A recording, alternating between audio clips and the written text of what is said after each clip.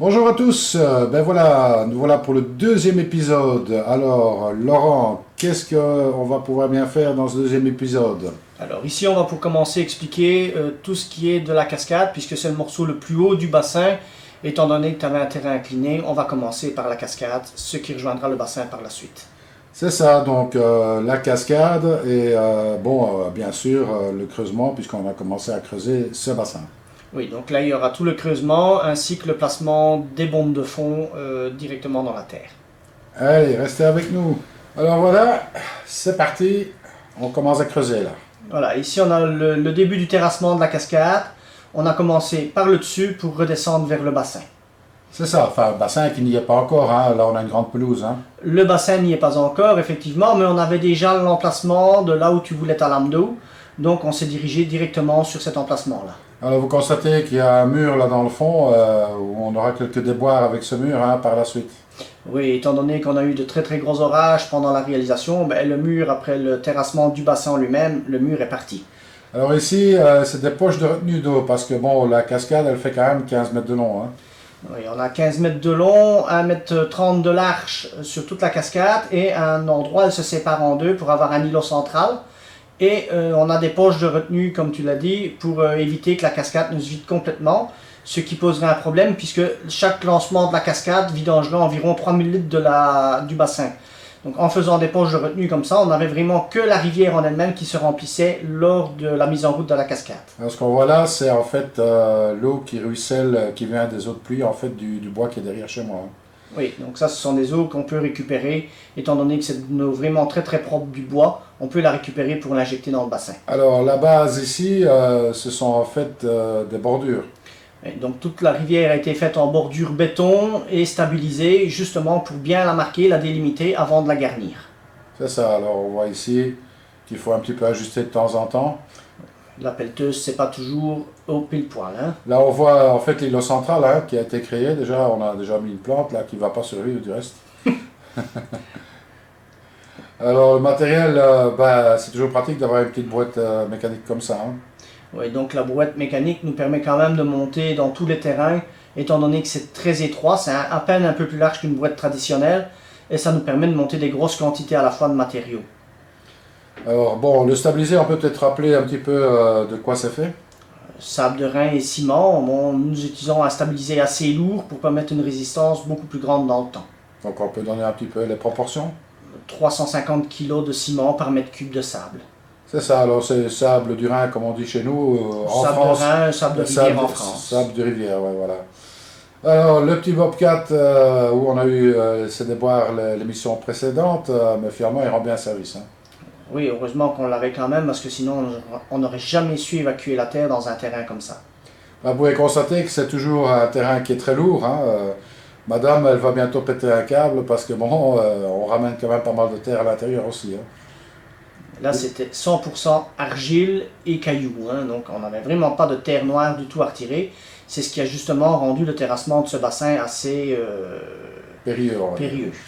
Donc là, on a commencé à creuser. Hein. Donc les bases ont été données. On a fait évidemment le traçage au sol avec une bombe de couleur spécifique. Hein.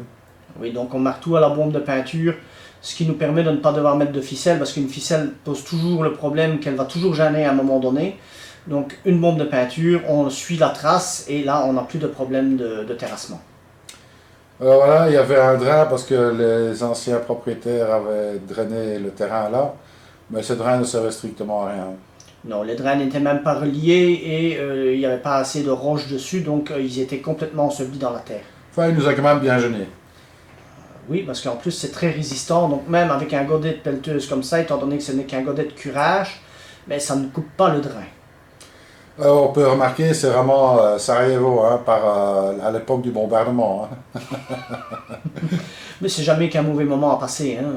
Ensuite, leur terrain redevient totalement normal, on ne voit absolument plus rien. Oui, mais enfin, il y a un petit bout de temps qui sépare entre le moment où on est dans ce stade-ci et le moment où ce sera terminé. Bon, bien entendu, ce qu'il faut remarquer, c'est que bon, on a fait tout ça à temps perdu. Hein.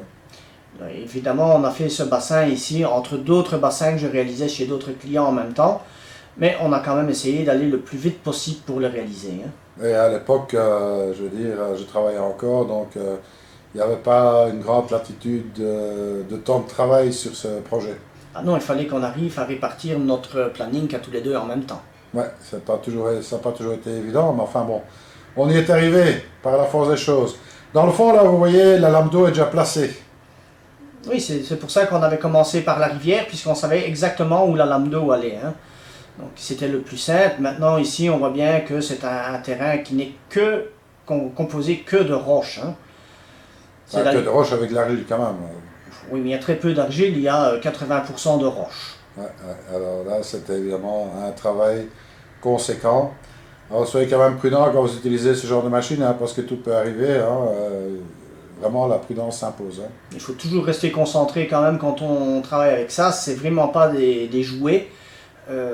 Certaines personnes croient que ça se manipule tout seul, mais non, il faut quand même quelques heures de pratique pour pouvoir manipuler la machine en toute tranquillité et en toute sécurité surtout. Alors là, on avait quand même mis une ficelle finalement parce qu'on avait un peu perdu les marquages, mais bon, c'est pas très grave, hein, si on la cassait, c'était pas... Non, là, de plus la ficelle est en hauteur. Hein. Ah ouais, donc, enfin bon, c'est avec des piquets, on a simplement mis des piquets, on a tendu les ficelles, c'était pour avoir le repère, parce qu'une fois qu'on a commencé à rouler dans la gadoue, évidemment, les marquages au sol ont été un petit peu difficiles à revoir. Alors tout ça, ben, c'est des bons souvenirs, hein. On a roulé pas mal avec ce Bobcat. Il faut rappeler quand même que là, ça fait un sacré trou qu'on occupe à faire. Hein. Le bassin dans sa médiane fait quand même 31 mètres de long. Et surtout que la pelleteuse n'est pas non plus une très grosse. Hein. Moi, je n'ai qu'une pelleteuse d'1,5 tonne, donc il faut quand même le temps de travailler avec. Mais c'est une machine qui donne énormément de rendement, puisqu'on peut quand même retirer jusque plus de 20 mètres cubes de terre par jour avec aisément. En tous les cas, il n'aurait pas été question de pouvoir faire ça à la main, ça c'est une certitude. Non, non, là je pense que j'aurais abandonné avant même de commencer. Alors, vous avez pu voir un petit peu la butte là. Bon, ici, on va commencer à placer les bombes de fond. Oui, donc là, le bassin a été creusé. On a la partie où je suis, ce sera exactement le fond du bassin. Et les tuyaux, eux, ont été terrassés encore un peu plus bas. Il y a une quinzaine de centimètres de dénivelé encore pour que le tuyau rentre carrément dans le stabilisé du fond du bassin. Alors là, quand on colle ce genre d'ustensile, je dis, il ne faut pas lésiner sur la quantité de colle. Ne pas lésiner sur la quantité de colle, surtout utiliser la bonne colle et toujours bien penser de poncer les deux parties encollées. Parce que si on ne ponce pas les deux parties encollées, on peut mettre n'importe quelle colle, ça ne tiendra jamais dans le temps. Alors voilà, on enfonce ça, on voit que le tuyau il bouge encore, hein, donc il n'est pas fixé, il n'est pas scellé. Non, non, on place pour commencer la bombe de fond, le tuyau sera fixé par la suite. Donc le tuyau, lui, est complètement ballant, il n'est raccordé à rien du tout de l'autre côté. C'est ça. Chaque chose en son temps, comme on dit. Voilà, il faut commencer par le début, et le début, c'est la bombe de fond. Ensuite, on va aller avec le tuyau, toujours avec une pente, vers la filtration. C'est ça. Alors ici, bien sûr, on met la bombe de fond à niveau. On met la bombe de fond niveau, juste pour que l'aspiration se fasse correctement dedans, et qu'on ait une bonne circulation d'eau dedans, ce qui permet que l'eau va tourner à l'intérieur, et non pas avoir simplement un écoulement vers la bombe de fond. Alors ici, on voit un petit peu le cheminement de certaines bombes de fond, c'est quand même très long. Hein. Oui, la plus longue a un tuyau, je pense que c'est de 22 ou 23 mètres exactement, pour aller de la bombe de fond jusqu'à la chambre de filtration. Ouais, voilà, on n'a pas pu faire autrement que d'utiliser des coudes de 90, mais normalement, c'est quand même beaucoup mieux d'utiliser des coudes deux coudes de 45. Hein. Alors, on peut utiliser des coudes de 45, c'est beaucoup mieux que des coudes de 90, et quand on peut le faire carrément, il est encore préférable de travailler en tuyau de 110 souple. Comme ça, on évite tous les raccords et on évite également tous les coudes. Là, on va y revenir, hein, puisque bon, on a utilisé du souple, mais à la fin du projet. Voilà, donc on l'utilise quand c'est possible. Quand c'est pas possible, ça ne sert strictement à rien. Donc, il est préférable de faire ça quand on le peut. Surtout que ce sont des tuyaux qui sont relativement coûteux. Alors ici, on a commencé en fait la fondation. Oui, donc, et là, vous voyez, on avait parlé du mur, ben, le mur s'est effondré là. Là, il était déjà parti avec les orages. Bon, on va le retirer par la suite, mais on va faire la fondation. Bon voilà, une première étape de fini, hein, le trou il est creusé, donc maintenant on va commencer les fondations là. Oui, donc les fondations, on a pour commencer fait un coffrage et on a coulé du béton armé dans toute la circonférence du bassin. Bon, bien sûr, de l'armement, c'est important de bien ferrailler tout ça. Oui, parce que si on ne le ferraille pas, tout ce qui va se passer, c'est que dans quelques années, tout va se fissurer et l'entièreté de la fondation comme de la maçonnerie, alors à ce moment-là, va bouger et tout le bassin va se fissurer.